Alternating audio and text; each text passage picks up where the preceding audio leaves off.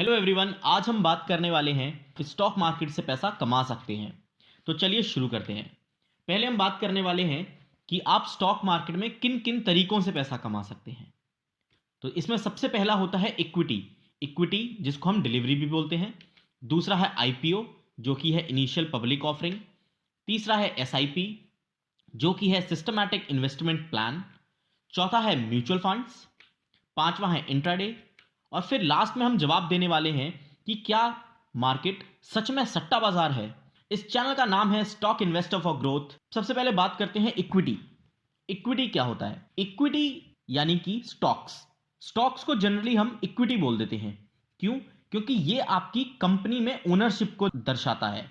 Equity में invest करने के लिए आप किसी भी कंपनी के शेयर्स को खरीदते हैं। कंपनी के शेयर्स खरीदने के बाद जो पैसा आप कंपनी को देते हैं उस पैसे से कंपनी अपने आप को ग्रो करती है। जैसे जैसे कंपनी ग्रो करती है वैसे वैसे आपका दिया हुआ पैसा जो है वो ग्रो करता है। कंपनी का शेयर प्राइस ग्रो करता है, उस तरीके से आपका पैसा भी ग्रो करता है। इक्विटी को बहुत अच्छे से एक एग्जांपल से समझने के लिए आप एग्जांपल लीजिए इन्फोसिस कंपनी का। इन्फोसिस कंपनी में अगर आपने सन 1993 में 10,000 रुपए इन्वेस्ट किए होते तो आज उसकी कीमत लगभग 15 करोड़ के आसपास होती।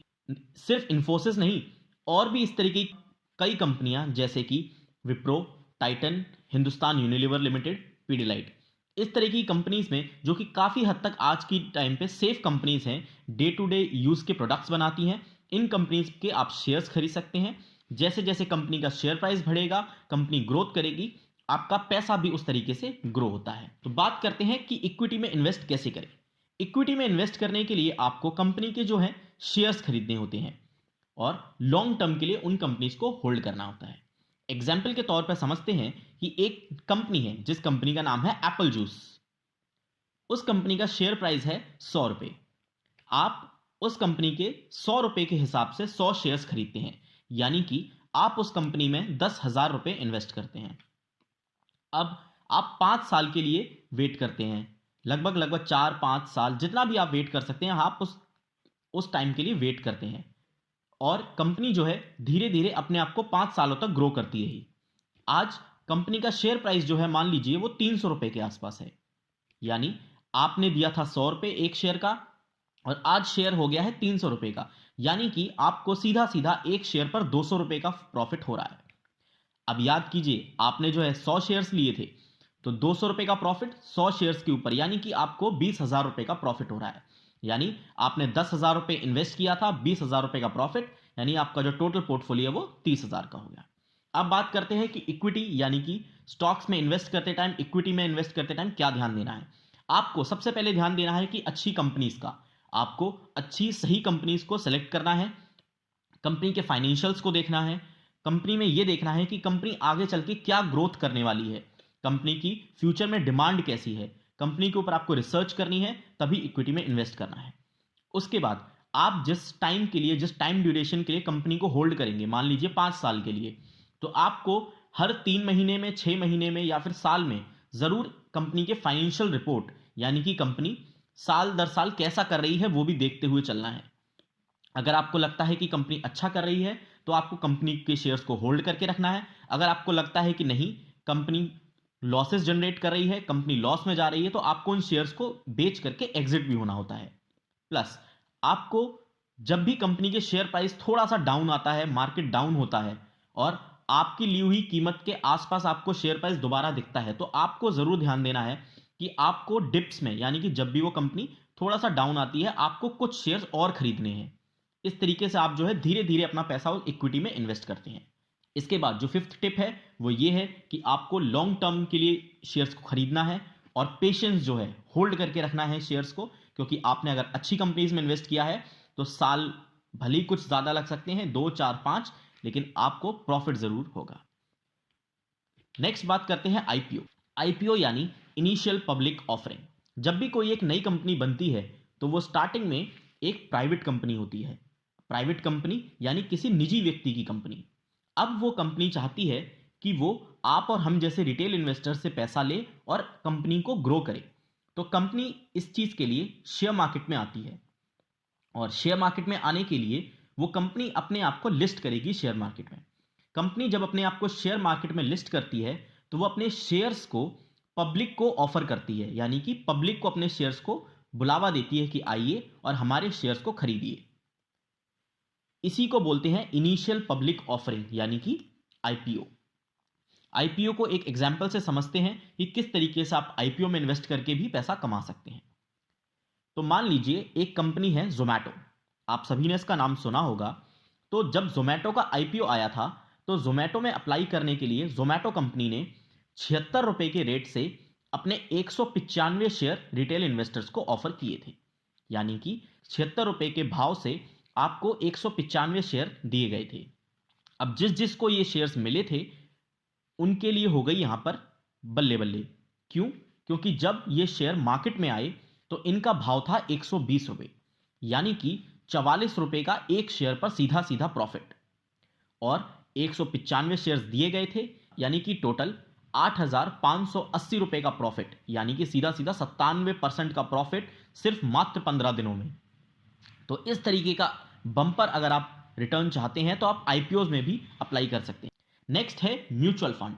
म्यूचुअल फंड क्या होता है? Mutual fund is a professionally managed investment fund that pools money from many investors to purchase securities. इसका मतलब क्या है? म्यूचुअल फंड में क्या होता है कि म्यूचुअल फंड में लोग मिलके एक फंड बनाते हैं, यानी कि एक फंड जहां पर कि बहुत सारा पैसा होता है।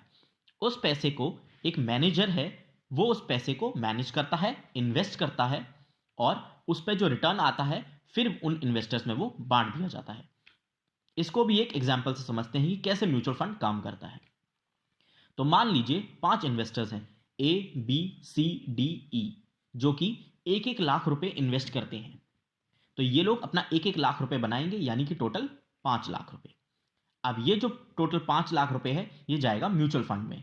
इसी को हम बोलते हैं म्यूचुअल फंड। म्यूचुअल यानी कि 5 लोगों का एक साथ यहां पर म्यूचुअली फंड। ये जो 5 लाख रुपए है ये एक होगा म्यूचुअल फंड मैनेजर। ये इन 5 लाख रुपए को अलग अलग जगह इन्वेस्ट करेगा, जैसे कि इक्विटी में, आईपीओज में, गवर्नमेंट के बॉन्ड्स खरीदने में, गोल्ड खरीदने में, और ये आपके पैसे को अलग अलग जगह इन्वेस्ट करेगा। यहां पर भी आपको कुछ साल तक वेट करना पड़ता है, जैसे कि मान लीजिए 5 साल, 10 साल, या फिर कुछ कम भी। इसके बाद मान लीजिए कि फंड मैनेजर ने उस 5 लाख रुपए पे 10 लाख रुपए का रिटर्न जनरेट किया 5 सालों में। तो अब ये जो 10 लाख रुपए है ये आप लोगों के बीच में, यानी कि जो इन्वेस्टर्स थे A B C D and E, इन लोगों में बांट दिया जाएगा। तो इस तरीके से म्यूचुअल फंड काम करता है। नेक्स्ट बात करते हैं कि म्यूचुअल फंड में इन्वेस्ट करते टाइम क्या क्या चीजें ध्यान देनी होती हैं। तो सबसे पहली चीज ये है कि जो फंड मैनेजर आपका फंड मैनेज करता है वो फंड मैनेजर एक बहुत रिलायबल होना चाहिए। उसका जो फंड मैनेजर होता है, आपको फंड मैनेजर की हिस्ट्री पता होनी चाहिए, आपको फंड मैनेजर के बारे में पता होना चाहिए, आपको उसका बैकग्राउंड पता होना चाहिए कि उन्होंने किस तरीके से पहले भी फंड को मैनेज किया है। इसके बाद आपको कुछ अमाउंट ऑफ फीस भी जो होती है फंड मैनेजर को देनी पड़ती है। म्यूचुअल फंड्स में जो रिटर्न्स होते हैं वो लॉन्ग टर्म में बहुत अच्छे रिटर्न्स होते हैं। उसके बाद आपको जो म्यूचुअल फंड का मैनेजर है वो आपको ध्यान देना है कि एक सही आपको उसका सिलेक्शन करना है। म्यूचुअल फंड्स में अगर बात करें तो म्यूचुअल फंड्स में एक होते हैं इंडेक्स फंड्स, जो कि बहुत जनरली सेफ माने जाते हैं। इंडेक्स फंड ये जैसे कि बीएससी और एनएससी के इंडेक्स फंड्स, जो कि है निफ्टी 50 और सेंसेक्स। इस तरीके का आप इंडेक्स फंड्स में भी पैसा इन्वेस्ट कर सकते हैं, और इंडेक्स फंड्स में जनरली 12 से 15% के रिटर्न बहुत ईजिली मिल जाते हैं। नेक्स्ट है कि आपको जब भी म्यूचुअल फंड में इन्वेस्ट करना है तो याद रखिए पेशेंस इज द की। आपको पेशेंस रखना है, लॉन्ग टर्म के लिए सोचना है, तभी आपको अच्छे रिटर्न्स मिल पाएंगे। नेक्स्ट बात करते हैं एसआईपी। एसआईपी यानी systematic investment plan. Systematic investment plan जो है म्यूचुअल फंड में पैसा इन्वेस्ट करने का एक और तरीका है।